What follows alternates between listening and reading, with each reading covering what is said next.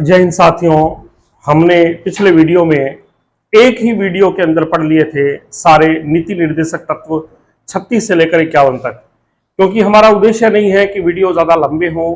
लंबे वीडियो भी बोरियत महसूस करवाते हैं। यदि किसी को ज़्यादा समय देना है तो आप वीडियो को 2 बार देख सकते हैं, स्पीड थोड़ा कम करके भी देख सकते हैं। ठीक है, तो हमारी कोशिश यही है कि कम वीडियो में आपका ज़्यादा से ज़्यादा कंटेंट कवर हो जाए। RAS pre, RAS mains, SSC, CGL और तमाम परीक्षाएं आईएएस तक में आपका जो भारतीय संविधान है उसको पूरा करने का प्रयास किया गया है। मैंने बोला कि नीति निर्देशक तत्व और मूल अधिकार हमने पढ़ लिए और इन दोनों में काफी कंट्रोवर्सी चल रही थी। एक तरफ राज्य के विरुद्ध जनता को मूल अधिकार दिए गए और यह भी कहा गया कि यदि मूल अधिकार का हनन होता है तो आप सिविल को आप हाई कोर्ट में और सुप्रीम कोर्ट में जा सकते हैं। दूसरी ओर नीति निर्देशक तत्व राज्यों के लिए भाई नीति निर्धारण करने का है कि सरकार काम कैसे करेगी, उनको किन नीतियों पे काम करना पड़ेगा, है ना। जैसे अपने कहते हैं भाई आपको घर में परिवार में काम कैसे करना है, बोले भाई पाप नहीं करना है। वैसे ही सरकार जब नीति बनाती है तो उनको कैसे काम करना है, जनता का हित का ध्यान रखना है, सबको आर्थिक संसाधनों का समान वितरण रहे, सबको निःशुल्क न्याय मिले, पर्यावरण संरक्षण का भी ध्यान रखे, अंतर्राष्ट्रीय संबंधों का, अंतर्राष्ट्रीय शांति का, उसमें भी हम योगदान देते रहें, चाहे सरकार किसी की भी आए। तो सरकार के कार्यशैली में क्या नीति होनी चाहिए, भाई उन्हें काम कैसे करना है, ये कौन बताएगा? नीति निर्देशक तत्व। और यदि वो ऐसे काम ना करें तो जनता उन्हें वोट नहीं देगी, लेकिन जनता को पता तो होना चाहिए नीति निर्देशक तत्व क्या है। अब बात यह है कि समय समय पर सरकार तो नीति निर्देशक तत्वों को लागू करने के लिए ऐसे ऐसे काम कर रही थी, जैसे भूमि अधिग्रहण कानून। अब जनता कह रही है, जो धनाढ्य लोग हैं वो बोले साहब संपत्ति का अधिकार हमारा अधिकार है, आप हमसे जमीनें छीन रहे हो, वो जा रहे थे हाई कोर्ट। सरकार बार बार नीति निर्देशक तत्वों को ज्यादा डोमिनेंट करने का प्रयास कर रही थी और high court, supreme court bar बार कभी नीति निर्देशक तत्व के फेवर में, कभी मूल अधिकार के फेवर में। और लास्ट में मिनर्वा मिल्स मामले के बाद ये क्लियर हुआ कि दोनों ही एक गाड़ी के 2 पहिए हैं, इनका कहीं पर कोई विरोध नहीं है साथियों। तो अब देखिए मूल अधिकार और नीति निर्देशक तत्वों की प्रतिस्पर्धा किस प्रकार से चली। सबसे पहले है मामला चला चंपाकरण दोराईराजन वाद 1951। एक स्टूडेंट थी जिसका नाम था चंपाकरण दोराईराजन। इसे मद्रास में मेडिकल कॉलेज में एडमिशन नहीं मिला क्योंकि वहां लोकल लोगों के आरक्षण के कारण ये महिला, ये बच्ची जो थी वो एडमिशन से वंचित रह गई। उस वक्त कोई आरक्षण नहीं था, तो भाई उसमें कोई मतलब प्रवेश में आरक्षण नहीं था, केवल संसद में, लोकसभा, राज्यसभा की सीटों में, विधानमंडल की सीटों में आरक्षण था। तो ये बालिका चली गई सुप्रीम कोर्ट में और बोली मेरा एडमिशन क्यों नहीं हुआ। तो सुप्रीम कोर्ट ने निर्णय दिया कि यदि मूल अधिकारों और नीति निर्देशक तत्वों के बीच में टकराव होता है तो मूल अधिकारों को प्राथमिकता दी जाए, अर्थात समानता के अधिकार को क्या किया जाए, रखा जाए। मूल अधिकार तो आर्टिकल 14 समानता का अधिकार ही है ना। आर्टिकल 15 प्रवेश के समय आपने पढ़ा है मूल वंश, जाति, लिंग, जन्म स्थान के आधार पर कोई भेदभाव नहीं होगा। तो इस बच्ची के साथ में भी कोई भेदभाव ना हो और आपको आरक्षण के बिना इस बच्ची को एडमिशन देना होगा। और इसे निरस्त करने के लिए फर्स्ट कॉन्स्टिट्यूशनल अमेंडमेंट हुआ 1951। ठीक है, उससे पहले आपको पता है आर्टिकल 15(4) को जोड़ा। किसको जोड़ा? 15(4) को, कि SC ST को आरक्षण दिया जा सकता है एडमिशन के समय। समझ में आई बात? अब आगे है फर्स्ट कॉन्स्टिट्यूशनल अमेंडमेंट। इसमें यह कहा गया कि 31A और 31B को जोड़ा गया। किसको जोड़ा गया? 31A और 31B को। ये मैं बता रहा हूं कि कहां कहां पे मूल अधिकार और नीति निर्देशक तत्व आपस में टकराए। बार बार कोर्ट में मामला गया और ये देखने के लिए कि भाई ज्यादा प्रभावी कौन है, मूल अधिकार है या नीति निर्देशक तत्व है। फर्क क्या है? मूल अधिकार, भाई राज्य कहीं जनता के अधिकारों का शोषण ना करे तो राज्य के विरुद्ध जनता को मिले हुए अधिकार है। और नीति निर्देशक तत्व राज्य के लिए निर्देश है कि आपको अपना काम कैसे करना है। अब देखिए 31A और 31B को जोड़ा और उसमें कहा गया कि जन कल्याण के लिए किसी को निजी संपत्ति का अधिग्रहण राज्य द्वारा किया जा सकता है। यदि राज्य को लगता है कि हमारे इस काम से जन कल्याण होगा, क्या होगा? जन कल्याण होगा। यदि राज्य को लगता है कि जन कल्याण होगा तो जन कल्याण के लिए किसी के पास जमीन ज्यादा है तो भाई साहब आपकी जमीन थोड़ी हम छीन के कुछ गरीबों को बांट रहे हैं। समझ में आ गई बात? शहंशाह फिल्म में अमिताभ बच्चन करते थे ना, अमीरों से पैसा लेके गरीबों को बांटते थे। तो सरकार ने भी यही कहा, भाई किसी के पास में ज्यादा धन दौलत है, आजादी से पहले आपने किसी भी तरीके से पैसा कमा के इकट्ठा कर लिया है या नहीं कमाया है वैसे इकट्ठा कर लिया है, तो ऐसा आजादी के बाद में आपका ज्यादा पैसा है, धन का सेकेंडरी ना हो, वो गरीबों में बांटिए। आपने अपने पर्सनल बैंक खोल लिए है ना, तो बाद में आपको पता है बैंकों का भी क्या हुआ? राष्ट्रीयकरण हुआ। बैंकों का भी क्या हुआ? राष्ट्रीयकरण। तो 31A में यह कहा कि जन कल्याण के लिए निजी संपत्ति का अधिग्रहण किया जा सकता है और 31B में यह बात कही कि जो हम अधिग्रहण करेंगे इसमें हम नीति निर्देशक तत्वों को लागू करने के लिए कर रहे हैं और इसमें जो भी हम संशोधन करेंगे वो हम 9वीं अनुसूची में डाल रहे हैं। और 9वीं अनुसूची जोड़ी गई। क्या जोड़ी गई? 9वीं अनुसूची जोड़ी गई और यह कहा गया, क्या है 9वीं अनुसूची? 9वीं अनुसूची वो ताला है जिसमें जो कानून चला गया उस पे हाई कोर्ट और सुप्रीम कोर्ट न्यायिक पुनरावलोकन नहीं कर सकते। कोई कानून बन गया 9वीं अनुसूची में डाल दिया और आप जाके हाई कोर्ट में जाके कहें कि भाई साहब इसमें मेरे मूल अधिकार का हनन हो रहा है, तो न्यायालय कहेगा 9वीं अनुसूची का मैं न्यायिक पुनरावलोकन नहीं कर सकता। हालांकि 2008 के बाद में यह तय हो चुका है कि 24 अप्रैल 1973 के बाद जो भी मामले 9वीं अनुसूची में डाले हैं उन सब का न्यायिक पुनरावलोकन होगा, क्योंकि न्यायिक पुनरावलोकन हमारे संविधान की आधारभूत संरचना है। इस तारीख को यह कही थी। कौन सी है ये तारीख? केशवानंद भारतीवाद का फैसला। केशवानंद भारतीवाद का फैसला। केशवानंद भारतीवाद में से पहले 9वीं अनुसूची में जो चीज डाल दी उसमें कभी कोई संशोधन न्यायपालिका नहीं कर सकती।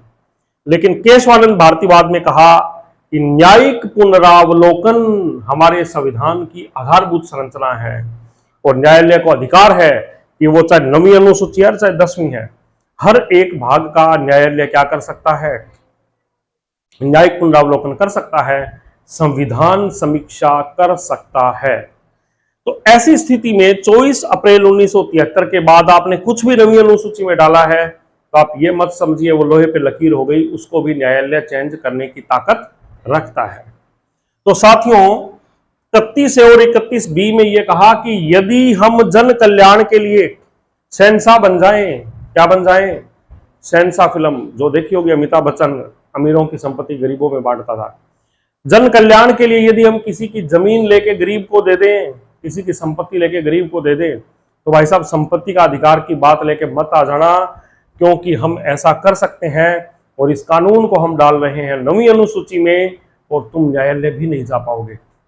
आई बात समझ में?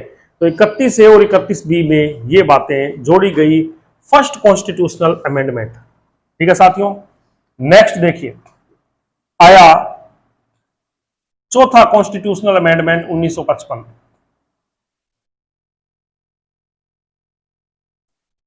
फोर्थ कॉन्स्टिट्यूशनल अमेंडमेंट को देखिए, ये क्या है?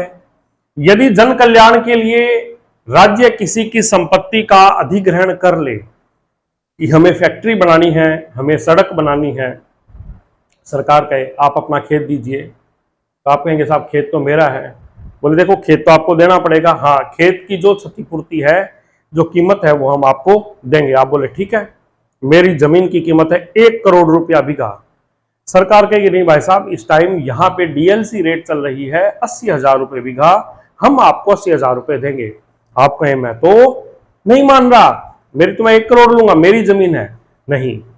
चौथे संविधान संशोधन से यह बात कहती है कि यदि जन कल्याण के उद्देश्य से राज्य किसी की निजी संपत्ति का अधिग्रहण करता है तो इसके लिए क्षतिपूर्ति की जो राशि निर्धारित की जाती है उसे न्यायालय में चुनौती नहीं दी जा सकती। उस एरिया में आने वाले सभी किसानों को बोला है कि हम आपको 80,000 रुपये बिका देंगे, बाकी चुपचाप ले रहे हैं। एक बीच में अकड़ के बैठ गया कि भाई साहब मैं तो 1 करोड़ रुपया बिका लूंगा, मेरी जमीन है, तो आप ऐसा नहीं कर सकते।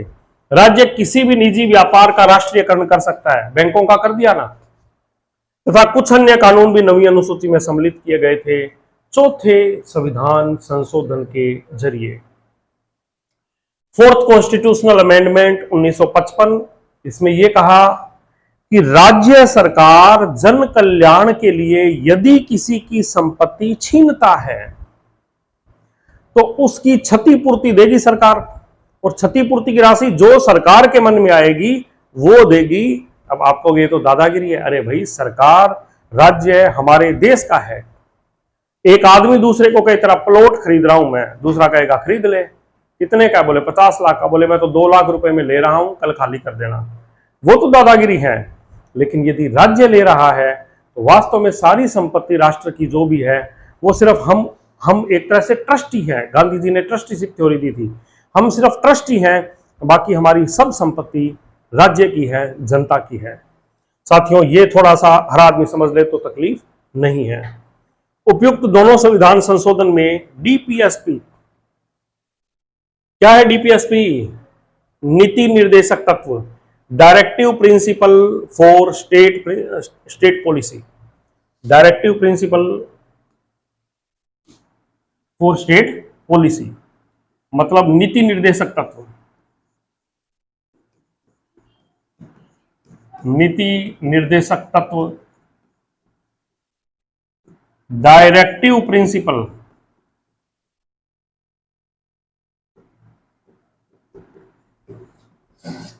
Of state policy.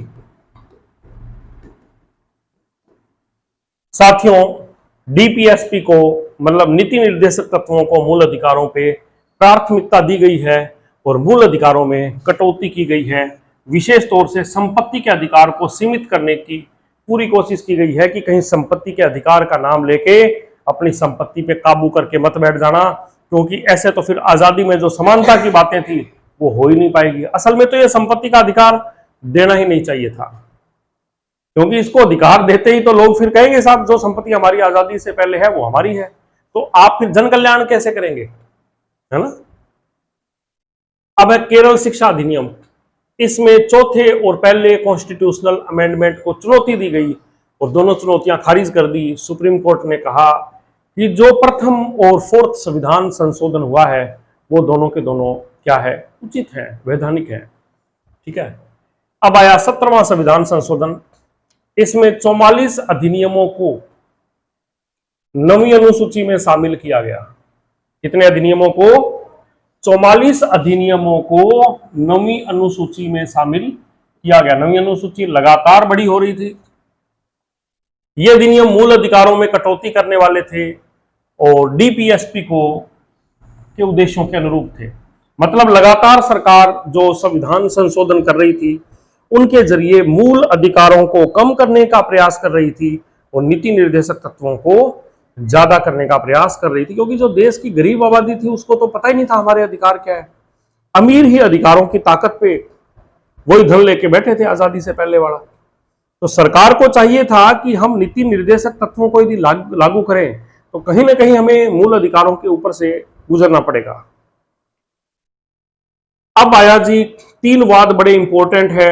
एक तो गोलकनाथवाद, गोलकनाथ बनाम पंजाब राज्यवाद, एक आपको पता ही है केशवानंद भारतीवाद, और तीसरा मिनर्वा मिल्सवाद 1980। ये 3 वाद मूल अधिकारों और नीति निर्देशक तत्वों की लड़ाई को दिशा देने में महत्वपूर्ण है। साथियों कौन कौन से 3 वाद? गोलकनाथ बनाम पंजाब राज्य, इस वाद का नाम था गोलकनाथ बनाम पंजाब राज्य।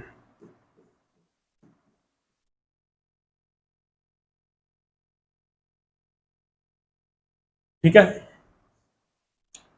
गोलकनाथवाद में सुप्रीम कोर्ट ने अपना पहले का निर्णय पलटा, क्योंकि उससे पहले कई संविधान संशोधन थे, हम संविधान संशोधन भी पढ़ेंगे, जिसमें यह कहा था कि 368 के तहत हम जो संविधान संशोधन कर रहे हैं, देखो अनुच्छेद 368 संविधान संशोधन की विधि को बताता है।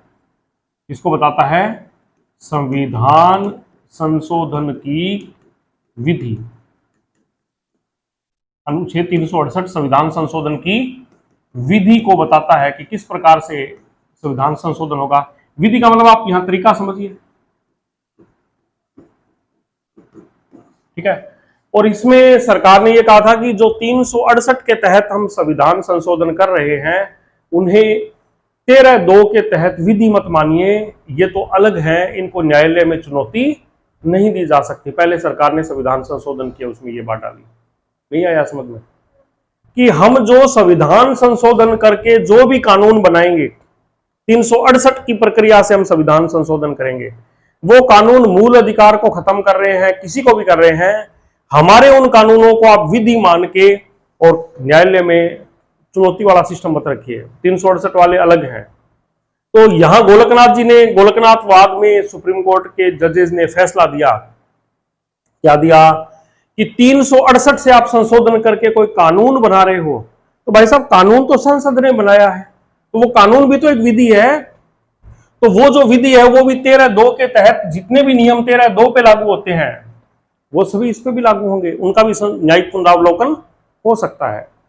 तो यहां गोलकनाथवाद में फैसला थोड़ा पलटा गया, अर्थात संसद कॉन्स्टिट्यूशनल अमेंडमेंट के द्वारा मूल अधिकारों में कटौती नहीं कर सकती। आप मूल अधिकार में कटौती करके कहें कि साहब उसे चुनौती नहीं देंगे, नहीं, चुनौती तो दी जा सकती है, ठीक है ना।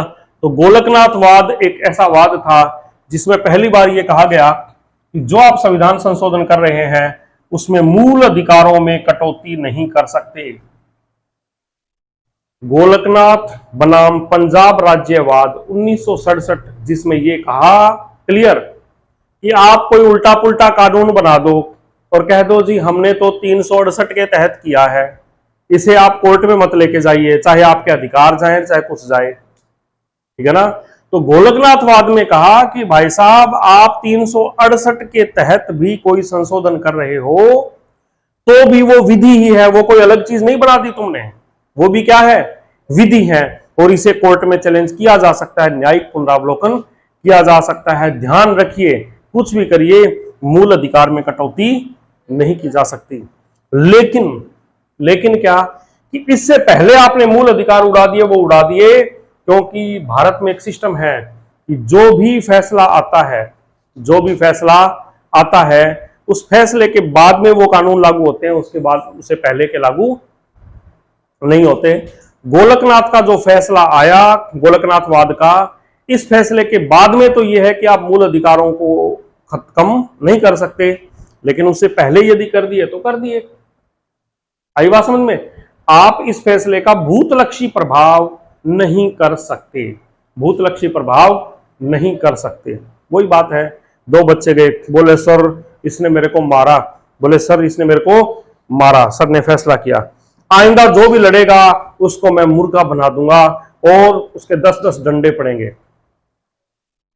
सब ने ताली बजाई, बोले सर ने बहुत अच्छा फैसला दिया। वो दोनों बच्चे बोले सर जो पहले इसने मेरे को मारा उसका क्या हुआ? बोले ये नियम अब से लागू होगा, पहले मार दिया वो मार दिया। तो सर हमारा न्याय, बोले बस वो तुम्हारा न्याय यार पड़ा है, टेंशन मत लो, अब से जो मैंने फैसला बनाया है वह फैसला आगे लागू होगा, आइंदा यदि कोई लड़ेगा तो उसको मुर्गा बना के डंडे लगा दिए जाएंगे। बोले पहले वाले हमारा न्याय, बोले अरे यार तुम्हारी वजह से ही तो ये न्याय मिला है। बोले नहीं इसने मारा मेरे को। चुप हो जाए यार। आई बात समझ में? क्या ये मामला था, समझ में आ गया होगा। तो मूल अधिकार में कटौती पहले जो कर दी वो कर दी, कोई बात नहीं है, अरे साहब पहले कर दी, अरे कर दी वो कर दी, आगे से कोई मूल अधिकार में कटौती नहीं करेगा। आई बात समझ में? लेकिन न्यायालय ने मूल अधिकार में पूर्ववर्ती संशोधनों को रद्द नहीं किया, का पहले जो संशोधन कर दिए वो यथावत रहेंगे, लेकिन इसने यह कहा कि भविष्य में मूल अधिकार में संशोधन करके कटौती नहीं कर सकते, मूल अधिकार आप बढ़ा सकते हो, कटौती नहीं कर सकते। इस निर्णय का भूतलक्षी क्रियान्वयन नहीं किया जा सकता। जो हमने निर्णय दिया है उसको आप भूतकाल में आप उसे लागू नहीं करेंगे, भविष्य में लागू कर सकते हैं। समझ में आ गई बात? इसका मतलब तो अब संपत्ति का अधिकार कभी हट ही नहीं पाएगा, है या नहीं है? मामला यहां आके काफी ज्यादा फंस गया और इसी दौरान सरकार ने देखा यार ऐसे तो मूल अधिकार में हम कटौती नहीं करेंगे, तो हम समानता कैसे लाएंगे? आर्थिक संसाधनों के केंद्रीकरण को कैसे रोकेंगे कि कुछ लोग ही संपत्ति ले लेके बैठे हैं, कुछ लोग ही हजारों बीघे जमीन लेके बैठे हैं, तो वो कैसे रोकेंगे? तो सरकार ने न्यायपालिका के खिलाफ अगला संविधान संशोधन कर दिया, 24वां संविधान संशोधन 1971। क्या कहा? 13(4) को जोड़ा और 368(1) को जोड़ा, दोबारा कानून पारित कर दिया संसद में कि भाई साहब 368 के तहत हम जो संशोधन करेंगे वो 13(2) में शामिल नहीं है, यानी 13(2) में न्यायिक पुनरावलोकन वाली बात 368 पर लागू नहीं होगी। अब न्यायालय का काम यही है कि ये बताना कि ये काम संविधान सम्मत है या नहीं है ना? संविधान सम्मत है या नहीं है, न्यायालय का काम यही बताना था। न्यायालय ने पहले कहा मूल अधिकार में कटौती नहीं कर सकते, हाँ सीधा कानून बना के नहीं कर सकते, लेकिन संसद ने संविधान में ही कुछ बना दिया और न्यायालय का काम तो सिर्फ संविधान की रखवाली करना है। इन्होंने संविधान में कर दिया कि साहब 368 में जो हम संशोधन करेंगे वो 13(2) में शामिल नहीं है, उनका आप न्यायिक पुनरावलोकन फिर नहीं कर पाओगे। आई बात समझ में? गोलकनाथवाद को दबाने के लिए 24वां संविधान संशोधन वापिस आ गया और इस कॉन्स्टिट्यूशनल अमेंडमेंट से संसद ने मूल अधिकार में संशोधन करके कम करने की अपनी ताकत जो गोलकनाथवाद में खत्म की थी कि आप मूल अधिकार को कम नहीं कर सकते, नहीं कर सकते, नहीं कर सकते। इस 24वें संविधान संशोधन द्वारा इन्होंने वापिस वो ब्रह्मास्त्र प्राप्त कर लिया कि साहब अब हमने संविधान में लिख दिया है कि हम 368 से जो भी संशोधन करेंगे वो उनमें 13(2) वाली विधि के नियम उस पर लागू नहीं होंगे, न्यायिक पुनरावलोकन भी नहीं होगा और हम क्या कर सकते हैं? मूल अधिकार क्या कुछ भी कम कर सकते हैं। क्लियर? अब आया 25वां संविधान संशोधन और इसमें 31C को जोड़ा। 31C दोबारा सुनिए, जो 39B और 39C आपने पढ़ा था पिछले वीडियो में, क्या भौतिक संसाधनों का सकेंद्रण नहीं होना चाहिए, सबको अवसर की, काम की और की क्या मिलनी चाहिए? समान सुविधा मिलनी चाहिए, प्रतिष्ठा की, अवसर की, काम की समान जो है वो सुविधा मिलनी चाहिए।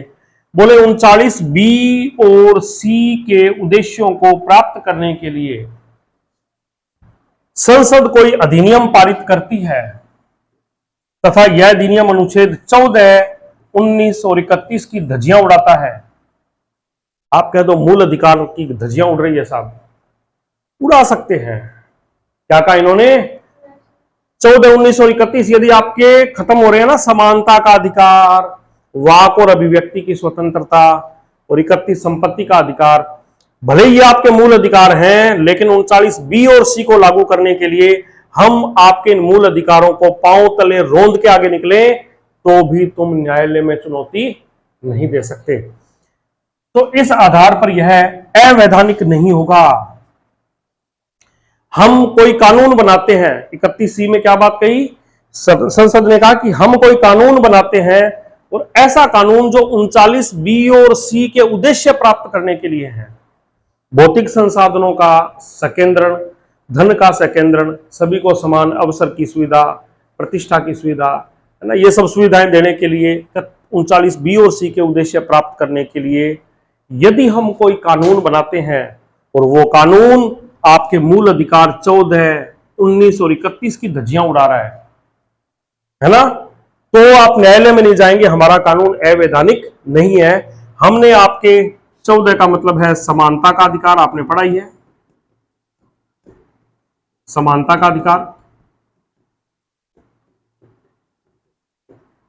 19 का मतलब है वाक और अभिव्यक्ति की स्वतंत्रता।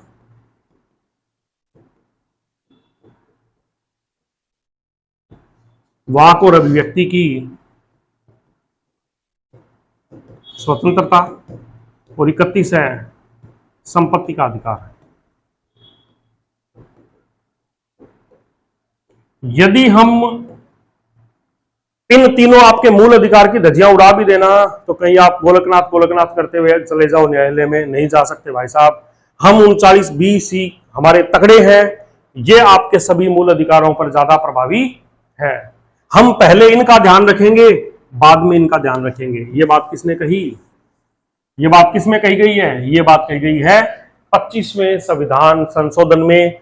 39B के उद्देश्य प्राप्त करने के लिए 14, 19, 31 का सारे मूल अधिकार की धज्जियां हम उड़ा सकते हैं। आगे बात समझ में, ध्यान रखिएगा। ये 25वां और ये 24वां है।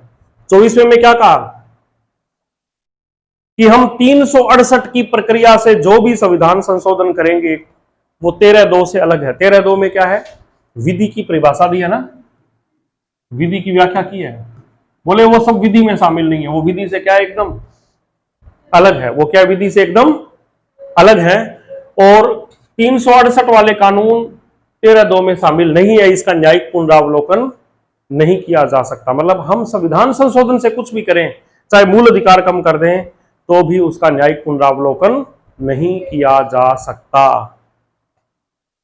अब साहब इन समस्याओं में लगातार न्यायालय कह रहा था मूल अधिकार को कम मत कीजिए, है ना। सरकार कह रही थी मूल अधिकार को कम किए बिना हम कैसे गड़बड़ कर सकते हैं, हम कैसे संपत्ति का समान वितरण कर सकते हैं। लास्ट में चलते चलते एक वाद आया, केशवानंद भारती वाद। मैंने बताया था 1973, जिसमें मूल अधिकार ज्यादा मजबूत है या नीति निर्देशक तत्व ज्यादा जरूरी है। इस बात का असमंजस्य खत्म करने के लिए केशवानंद भारती, जो केरल के एक महंत थे, इनके पास भाई साहब हजारों बीघा जमीन थी। वो ये जमीन काबू करके बैठे थे और सरकार ने भूमि अधिग्रहण कानून के तहत इन महंत साहब की जमीन ले ली और ये चले गए सुप्रीम कोर्ट। और सुप्रीम कोर्ट में सबसे बड़ी संविधान पीठ, 13 सदस्यों की संविधान पीठ, जिसके अध्यक्ष थे MS सीकरी साहब, उनकी अध्यक्षता में उस संविधान पीठ ने निर्णय दिया 24 अप्रैल 1973 को 7-6 से निर्णय आया। 7 इस फैसले के पक्ष में थे और 6 विपक्ष में थे। इसने 24वें और 25वें संविधान संशोधन को मान्यता दे दी। 24वां 25वां मूल अधिकार की कटौती कर रहा है क्या? बोले हाँ। इसलिए आए हो कोर्ट में? बोले हाँ साहब, हमारे मूल अधिकार की कटौती हो रही है, जमीन हमारा अधिकार है। बोले संसद किसी भी भाग में संशोधन कर सकती है, चाहे 24वां संशोधन है और चाहे 25वां है। संसद संविधान के किसी भी भाग में संशोधन कर सकती है। वो संसद में जो सदस्य बैठे हैं वो केवल 542 लोकसभा वाले और 245 राज्यसभा वाले नहीं है। वो सब के सब इस देश की, चाहे उस वक्त आबादी 50 करोड़ थी, 60 करोड़ थी, बोले वो आबादी है, उनके प्रतिनिधि हैं, वो उन सब की आवाज है। तो वो किसी भी भाग में संशोधन कर सकते हैं, उनको पूरी पावर है, उनको पूरी पावर है। लेकिन, और ये बहुत बड़ा लेकिन था, बहुत बड़ा लेकिन था, लेकिन आधारभूत संरचना का संशोधन नहीं कर सकते। क्या? बुनियादी ढांचा, जिसको बोलते हैं आधारभूत संरचना। आधारभूत संरचना या बुनियादी ढांचा, कुछ भी कहिए।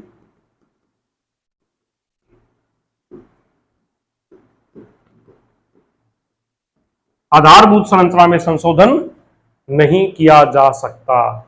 संसद किसी भी भाग में संशोधन कर सकती है, लेकिन आधारभूत संरचना में संशोधन नहीं कर सकती। क्लियर? इसमें कहा, अभी फिर क्वेश्चन उठ गया कि ये आधारभूत संरचना क्या है। तो उन्होंने कहा हम बताते हैं। कुछ चीजें आधारभूत संरचना है। क्या है वो चीजें? उनमें संशोधन नहीं कर सकते। सुप्रीम कोर्ट के अनुसार संविधान के बुनियादी ढांचे की अवधारणा दी गई केशवानंद भारतीवाद में। इसलिए न्यायालय ने अब फिक्स नहीं किया उस वक्त कि ये संविधान संशोधन है, सॉरी, यह आधारभूत ढांचा, ये फिक्स नहीं किया। तो आधारभूत ढांचे की बात तो कह दी, लेकिन न्यायालय से पूछा कि आप बताइए आधारभूत ढांचे में कौन कौन सी बातें आती है, बुनियादी ढांचे में या आधारभूत संरचना में कौन कौन सी बातें आती है। तो उन्होंने कहा आधारभूत संरचना एक बहुत व्यापक शब्द है। इसे हम एक बार में नहीं बता सकते कि इतनी बातें आधारभूत है। हाँ, कुछ बता देते हैं, लेकिन एक बार में नहीं बता सकते। समय समय पर, समय काल परिस्थितियों के अनुसार संसद भी यह निर्धारित करेगी कि आधारभूत संरचना में ये भाग है, और न्यायालय भी लगातार बताता रहता है। न्यायालय ने समय समय पर इसकी व्याख्या करेगा। बोले भविष्य के अंदर भी अलग अलग वाद आएंगे, केस आएंगे, और उनमें फिर तय किया जाएगा कि आधारभूत संरचना में क्या क्या चीजें हैं। ऐसा नहीं है कि हम आज 10 पॉइंट बता दें कि बस ये आधारभूत है और कुछ नहीं है। नहीं, आधारभूत संरचना में और भी चीजें न्यायालय समय समय पर जोड़ सकता है। सुप्रीम कोर्ट के अनुसार न्यायालय ने 25वें संविधान संशोधन के दूसरे भाग को अवैधानिक कहा। अवैधानिक कैसे कहा? देखो, 25वें में यह बात कही थी कि हम संविधान संशोधन कर रहे हैं और मूल अधिकारों में हम कटौती कर रहे हैं। कोई बात नहीं, कर रहे हैं, आप किसी में भी करो, कुछ भी करो, लेकिन ये कह रहे हैं कि इसको न्यायिक पुनरावलोकन नहीं हो सकता। इस बात को इन्होंने बिल्कुल कह दिया कि न्यायिक पुनरावलोकन बुनियादी ढांचा है। यहां से देखो, ये बात क्लियर हो गई।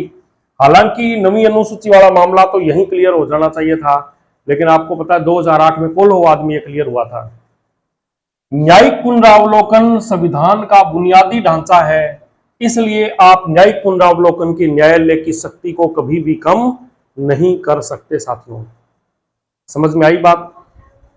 केशवानंद भारतीवाद में और सब चीजें ठीक है, लेकिन यह बात कह दी कि आप कुछ भी संशोधन करो, कर सकते हैं, क्योंकि संसद को यह अधिकार है, अनंत शक्ति है संसद की, ठीक है, संसद सुपर पावर है। लेकिन आप आधारभूत ढांचे का उल्लंघन नहीं करेंगे, और न्यायिक पुनरावलोकन तो आधारभूत ढांचा है ही है। न्यायिक पुनरावलोकन ही खत्म कर दिया तो जनता फिर जाएगी कहां, आप मनमर्जी करोगे तो। इसलिए न्यायिक पुनरावलोकन की शक्ति को कभी भी कम नहीं किया जा सकता, ठीक है। और ये फैसला आया था 24 अप्रैल 1973 को। इसका मतलब तो नवीं अनुसूची, बोले कोई नवीं अनुसूची नहीं है अच्छी बात है, लेकिन यदि आपने उसमें कोई भी परिवर्तन किया है और वो संविधान के अनुरूप नहीं है, या आप मूल संरचना, आधारभूत संरचना का उल्लंघन कर रहे हो और आपने उसे नवीं अनुसूची में डाल दिया, तो वो कोई ताला नहीं लग गया भाई साहब, उसका भी न्यायिक पुनरावलोकन हो सकता है। तो इस तारीख को ध्यान रखिए। इस तारीख के बाद में जो भी संविधान संशोधन हुए हैं, भले ही आपने उनको नवीं अनुसूची में डाल दिया है, लेकिन उनका न्यायिक पुनरावलोकन किया जा सकता है। क्लियर? अब आया 42वां संविधान संशोधन 1976। केशवानंद भारतीवाद ने तो बड़ी समस्याएं खड़ी कर दी, ठीक है ना। इसमें यह कह दिया आप चाहे मूल अधिकार में संशोधन करें, चाहे नीति निर्देशक तत्व में, लेकिन आधारभूत संरचना का उल्लंघन नहीं करेंगे। 42वां संविधान संशोधन 31C का विस्तार किया गया। इसके अनुसार यदि, देखो 31C में क्या बात कही थी? 31C में यह बात कही थी कि 39B और 39C के उद्देश्यों को प्राप्त करने के लिए हम मूल अधिकारों की धज्जियां उड़ा सकते हैं। ये धज्जियां नहीं है भाई, मूल अधिकारों की अवहेलना कर सकते हैं। बोले ये ज्यादा पावरफुल है, ये कम पावरफुल है। ये बात किसमें कही थी? 31C में जोड़ी थी 25वें संविधान संशोधन द्वारा, ठीक है ना। और 42वें द्वारा कह दिया कि ना सिर्फ 39B 39C को लागू करने के लिए हम मूल अधिकारों को रोंद सकते हैं, बल्कि हम किसी भी नीति निर्देशक तत्व यानी किसी भी DPSP को लागू करने के लिए, ये ज्यादा पावरफुल है, ये ज्यादा पावरफुल है, इसको लागू करने के लिए किसी भी मूल अधिकार में हम कटौती कर सकते हैं। और ये तो केशवानंद भारतीवाद में भी कहा है, कर तो तुम कुछ भी सकते हो, लेकिन आधारभूत ढांचा बिगड़ना नहीं चाहिए। समझ में आई क्या बात? आप घर में कुछ भी परिवर्तन कीजिए, कोई डिजाइन बढ़ाइए, कोई रंग बदलिए, लेकिन नींव खोद के मत छोड़ दीजिएगा। आई बात समझ में ना? कहीं आप कहते हो हम तो नींव नहीं बना रहे, ऊपर की बिल्डिंग वही रखेंगे, तो फिर तो ऊपर की बिल्डिंग कैसे रहेगी भाई, जब नींव ही खोद दोगे। तो वही है कि आधारभूत ढांचा बिगड़ गया तो संविधान का सिस्टम ही सारा बिगड़ जाएगा। तो 42वें संविधान संशोधन से इन्होंने ये कहा कि हम 39B और 39C ही नहीं, बल्कि सभी नीति निर्देशक तत्वों को किसी को भी लागू करने के लिए आर्टिकल 14, 19, 31 या किसी भी मूल अधिकार का उल्लंघन करते हैं, हनन करते हैं, तो यह अवैधानिक नहीं होगा। तो यह अवैधानिक नहीं होगा। मतलब 42वें से एक बार पुनः सरकार ने कह दिया नीति निर्देशक तत्व ज्यादा जरूरी है, मूल अधिकार ज्यादा जरूरी नहीं है। समझ में आई बात? एक बार पुनः कह दिया क्या, नीति निर्देशक तत्व ज्यादा जरूरी है, मूल अधिकार ज्यादा जरूरी नहीं है। अभी लड़ाई खत्म नहीं हुई और मानवला फिर एक बार पुनः आ गया मिनर्वा मिल्स वाद 1980। यहां जाके इस लड़ाई का लगभग समाधान निकलता है। सुप्रीम कोर्ट ने इसमें निर्णय दिया कि यार ये क्या लड़ाई छेड़ रखी है। कभी कहते हो मूल अधिकार ज्यादा महत्वपूर्ण है, हम कहते हैं मूल अधिकार को भी कम मत करो, किसी को भी कर दो। तुम कहते हो नीति निर्देशक तत्व को लागू करेंगे, नीति निर्देशक तत्व को। अरे भाई ये दोनों विरोधी नहीं है, अधिकार जनता के लिए है और नीति निर्देशक तत्व भी आपके लिए इसलिए बनाए हैं कि आप जनता का कल्याण कर पाए। इनमें लड़ाई कहां से हो गई? ये कोई एक दूसरे के विरोधी नहीं है। मूल अधिकार जनता को दिए हैं ताकि आप उनका शोषण ना कर पाए, ठीक है ना। किसके लिए? जनता के लिए मूल अधिकार जनता को मिले हैं ताकि राज्य किसी भी स्थिति में उसका शोषण ना कर पाए। नीति निर्देशक तत्व भी आपको इसलिए दिए हैं कि आप ऐसे कार्य करें जिसकी वजह से जनता का कल्याण हो, उनका शोषण ना हो। तो फिर लड़ाई कहां है? दोनों का उद्देश्य तो सेम है ना। फिर ये लड़ाई आपने 1951 से लेकर 1980 तक 30 सालों से ये कभी आप न्यायालय में कुछ करते हो, कभी आप जो संविधान संशोधन करते हो। ऐसा क्यों भाई? ऐसा नहीं होना चाहिए। इन्होंने कहा कि मूल अधिकार और नीति निर्देशक तत्व परस्पर विरोधी नहीं है क्योंकि दोनों का उद्देश्य है जन कल्याण, समाज कल्याण। मूल अधिकार भी जनता को इसलिए दिए हैं ताकि जनता का शोषण ना हो, उनका अधिकतम कल्याण हो। और नीति निर्देशक तत्व भी सरकार के लिए इसलिए बनाए हैं कि आप ऐसी नीतियां बनाइए कि जनता का कल्याण हो। जब दोनों से काम एक ही है, जन कल्याण, फिर लड़ाई किस बात की है?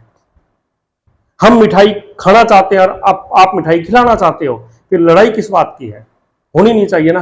और वो लड़ाई आप 30 साल से लड़ रहे हो, संसद में और कोर्ट में, संसद में और कोर्ट में। बोले ऐसा कोई काम ना करें कि हम इनको हित विरोधी समझे, ठीक है। तो मिनर्वा मिल्स वाद में अब इस लड़ाई को थोड़ी सी दिशा दी गई कि हम बार बार ये नहीं कहेंगे कि साहब ये ज्यादा अच्छा है, ये ज्यादा बुरा है। ये दोनों एक दूसरे के अनुपूरक है। एक ही गाड़ी के दो पहिए हैं। यदि एक पहिया हम मजबूत ले लें, बड़ा ले लें, एक पहिया छोटा ले लें, क्या गाड़ी चलेगी? तो देश का संविधान और के अनुसार देश चलेगा। और संविधान में जितने मूल अधिकार जरूरी है उतने नीति निर्देशक तत्व हैं। आप किसी को कम और किसी को ज्यादा नहीं कह सकते। दोनों में समन्वय रखिए। क्या रखिए? दोनों में समन्वय रखिए। इसके बावजूद दोनों के बीच में यदि विवाद हो रहा है, विरोधाभास हो रहा है कि डीपीएसपी की तुलना में मूल अधिकार को ही प्राथमिकता दी जानी चाहिए।